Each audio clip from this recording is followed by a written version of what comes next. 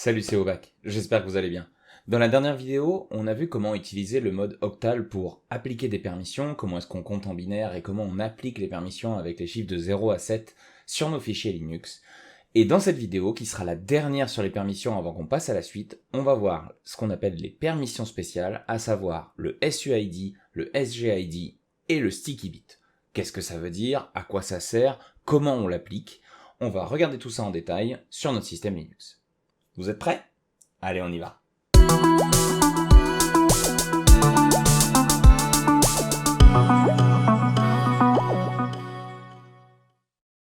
Commençons par le SUID.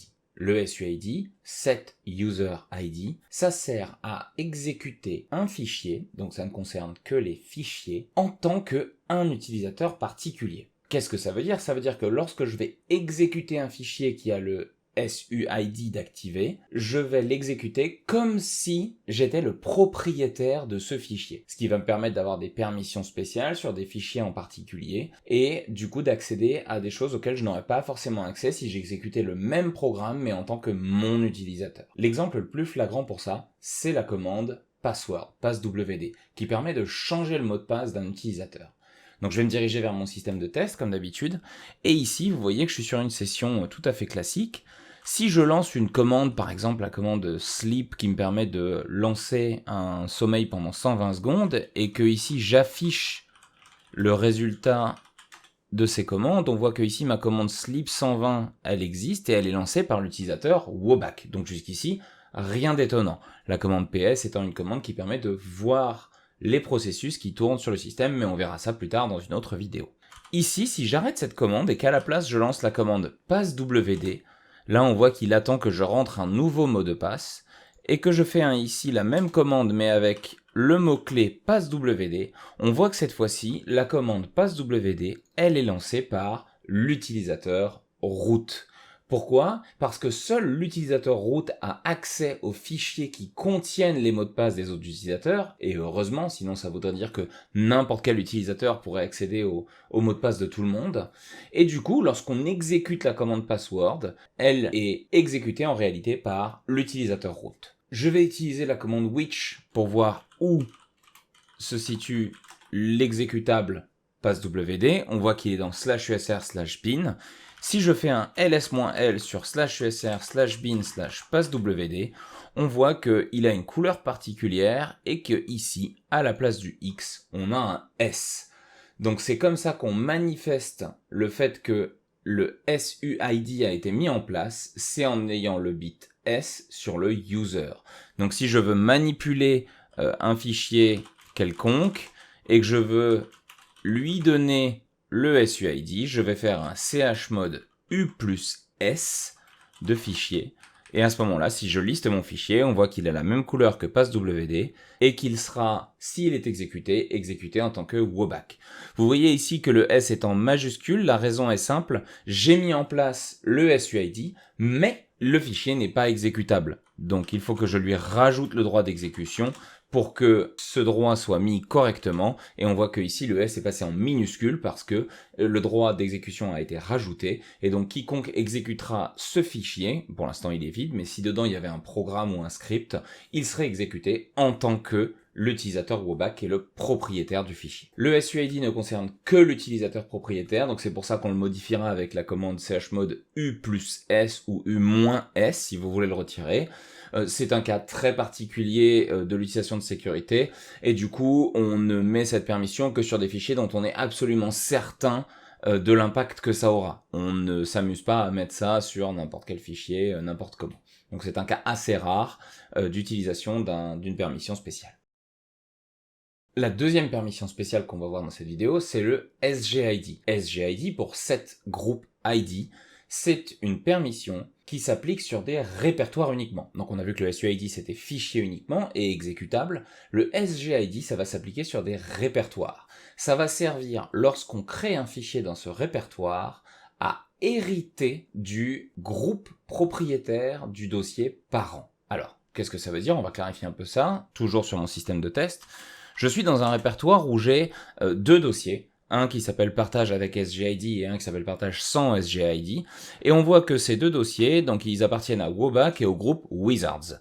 Ici, vous voyez que sur le X du groupe, on voit que j'ai un S sur celui qui a le SGID. Donc, comme on avait le S pour le SUID sur les 3 bits du user, ici on l'a sur les 3 bits du groupe. Et la différence, elle va se voir lorsque je fais un touch de fichier avec SGID dans le dossier partage avec SGID.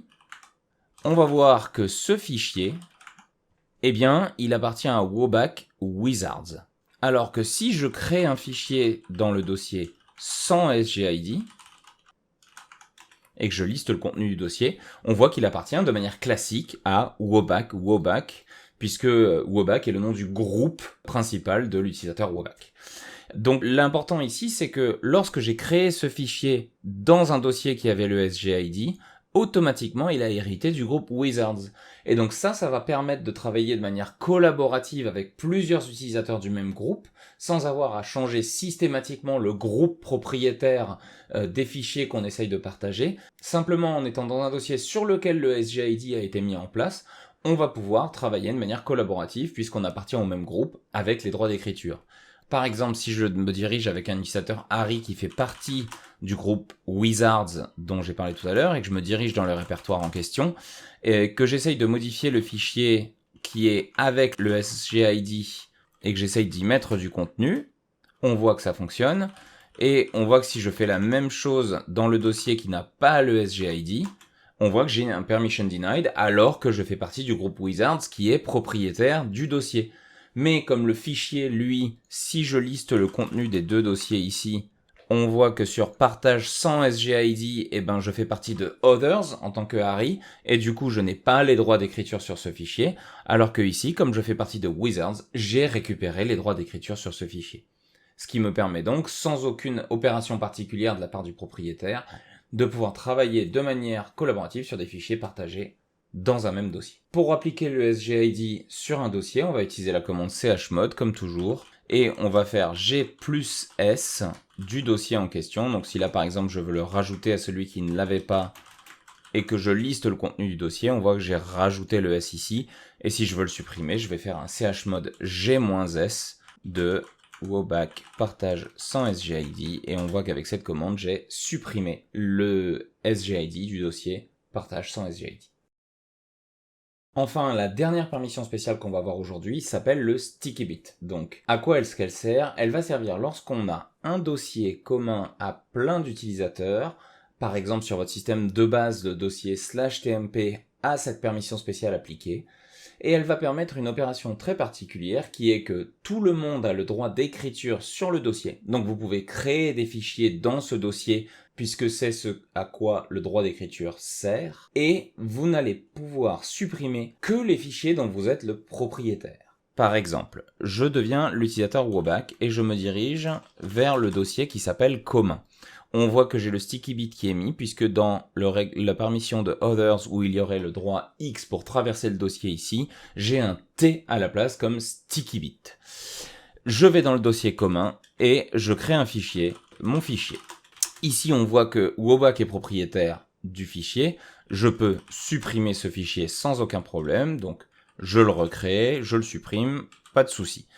Si je deviens l'utilisateur Harry, et que je vais me diriger dans ce même dossier commun, on voit que moi aussi je peux créer un fichier personnel, on voit qu'il y a bien le fichier qui est créé qui appartient à Harry, mais on voit que si j'essaye de supprimer le fichier de quelqu'un d'autre, j'ai une opération not permitted parce qu'il y a le sticky bit qui a été mis en place. Si je supprime ce sticky bit, en faisant un chmod-t, alors comme là c'est une lettre qui est différente des S, on n'a pas besoin de mettre G ou U ou O, on peut directement mettre -T ou +T. Techniquement, il faudrait mettre O-T ou O plus T pour que ce soit plus simple. De mon dossier Wobak commun, et qu'on redevient l'utilisateur Harry et qu'on réessaye de supprimer le fichier, on voit que cette fois-ci, ça fonctionne bien. Donc le sticky bit était bien la permission qui nous empêchait de supprimer le fichier d'autres utilisateurs du système, et ça permet d'éviter les fausses manips. Et typiquement, l'utilisation de ce sticky bit dans /tmp permet à plusieurs programmes d'accéder à leur propre fichier sans risque qu'un autre programme ou qu'un utilisateur ne leur supprime leur fichier malencontreusement. Évidemment, root n'est pas soumis à ces permissions spéciales puisque root peut tout faire sur le système. Une dernière petite chose assez intéressante, vous vous souvenez qu'on avait appris à compter de 0 à 7 pour les permissions sur les fichiers, les groupes et les autres, donc user, group et others.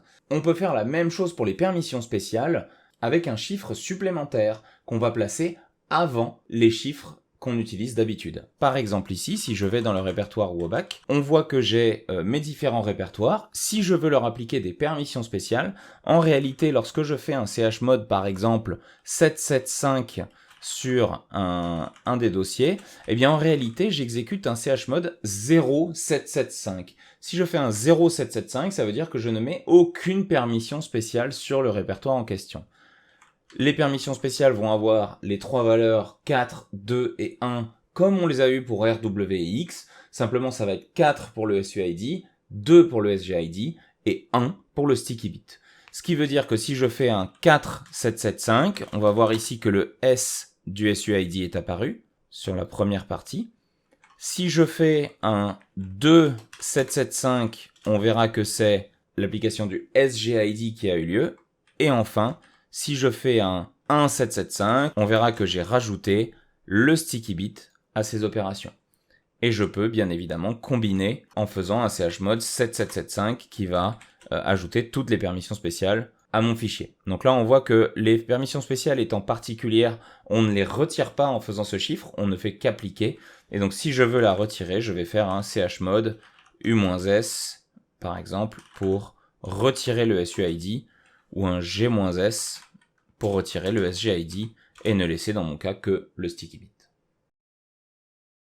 Et voilà, c'était tout pour les permissions. Alors je sais, ça a été une série de 4 vidéos un peu complexes, un peu longues, mais malheureusement il fallait que je rentre dans les détails de toutes les permissions pour que ce soit le plus clair possible. La prochaine fois on verra tout ce qui est documentation, comment est-ce qu'on va lire. On a déjà vu un petit peu le moins help et la man page, mais on va rentrer un peu plus en détail sur les différents levels de man page et toutes ces choses-là. Comme d'habitude, si le contenu vous a plu, n'hésitez pas à vous abonner et mettre un petit pouce en l'air.